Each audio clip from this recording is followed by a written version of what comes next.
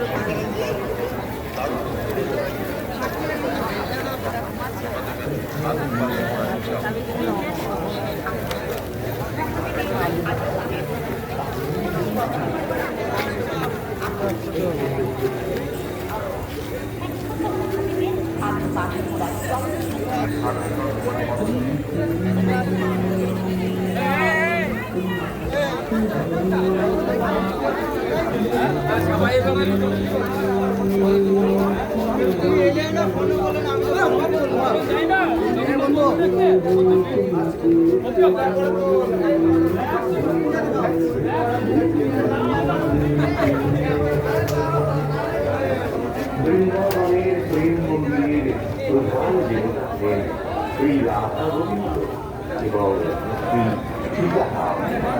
2001 সালে অসংখ্য ভক্তের উপস্থিতিতে এই মন্দিরের ভিত্তিপ্রস্তর স্থাপন করছিলেন শ্রী কৃপালজি মহারাজ।